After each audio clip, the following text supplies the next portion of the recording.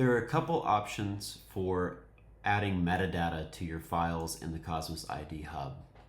One way is on the Cohorts and Metadata menu. But you can click on your individual samples and find all the metadata here on the side. You can first start by adding tags. These can be for whatever tag that you're interested in. Group 1, Group 2. There's also an option to edit actual metadata variables through this Edit Metadata button. Once you click this, you can create custom fields. For example, if this field is an age, it's a numeric value, and you can paste this as whatever the age is. Add the field and click Save, and you'll find that your metadata variable is present here on the side. You can do this to multiple samples at a time by selecting all of them and clicking Edit Metadata. However, this time you're met with the option to upload it through a template file.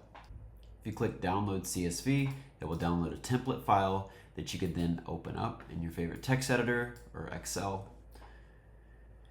Here you have some identifying information. You have your individual samples listed in these columns with their names.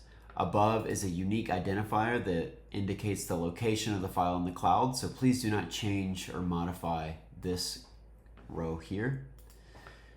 If you'd like to add any metadata variables, you can do so by adding them in the label column. As you see, the age we just implemented into that one sample is present here in this file. If you wanted to continue on and label age for every one of your samples, you can do so by filling in the respective cells. If you wanted to add another metadata variable such as group, you can do so by adding it as a new row. You'll have to indicate the data type. This is required. You have the option of text, decimal, or date time. Group will be a text variable. This is a usage example that is optional, and you can implement your metadata variables accordingly. You can paste the respective metadata variables into the respective columns, save this file, and then drag and drop it back into the hub, and all of your items will be updated. Once you click Save, you can click these individual files and find that your age and your group metadata are present for each of these samples. You can also do this directly during the data upload step. So whether you do this from your computer, BaseSpace, or the NCBI SRA, the process remains the same. So I'll paste some SRA examples in here. It will load those files into the hub. I select my data type.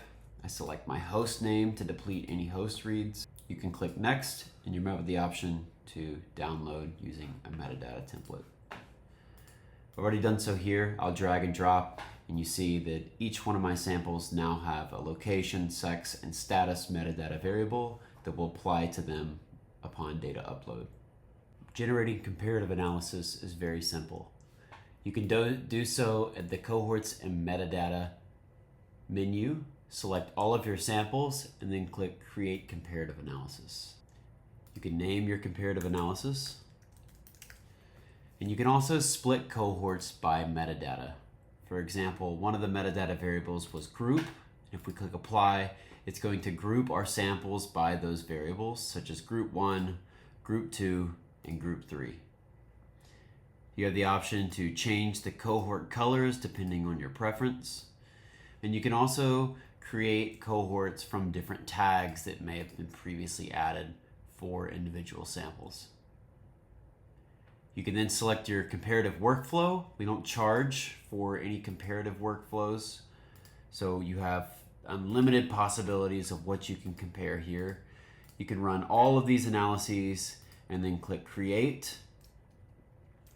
And once it finishes running, you'll find it in your comparative analysis menu. So once we click on this example comparative analysis, you see that I have my samples grouped by their metadata variables such as Group 1, Group 2, and Group 3. These are interactive tables that you can search for, say, your favorite bacteria.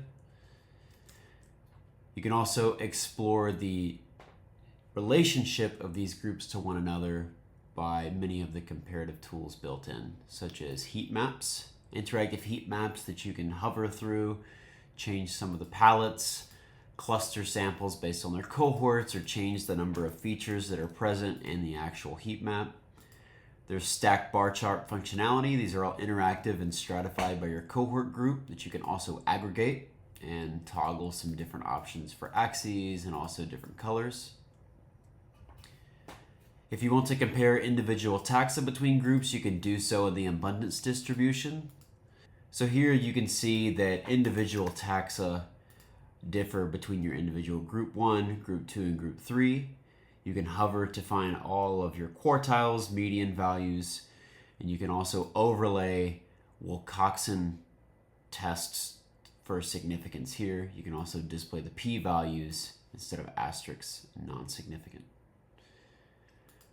You can look at alpha diversity through a number of different metrics, such as Chow-1, Shannon, and Simpson. You can also overlay the statistical values here and view all the results under this results section. You can also look at 2D and 3D PCA plots for beta diversity. We have a couple of metrics such as Bray Curtis and Jacquard that you can switch back and forth from. The statistical values for Permanova are present here, so you can see the individual pairwise comparisons.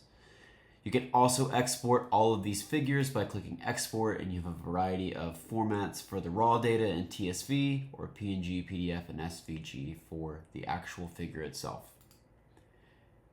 If you wanted to do differential abundance testing, you can switch over for this left C radio button here, and you'll then see which taxa are significantly different between your individual groups with a reported LDA score and a p-value. You can also view this in bar chart format. You can view these results for bacteria, but also viruses, protists, and fungi. You can also take a look at different functional results and even antimicrobial resistance and virulence factors, and still have the options for those visualizations that are exportable. You can run more analysis if needed by clicking Run More. You can also duplicate these analyses by omitting or including additional samples. And you can also export these tables to implement into R or any downstream application that you may have. If you have any questions about how to edit metadata, or if you run into any issues, you can reach out to us or our support team at support@cosmosid.com.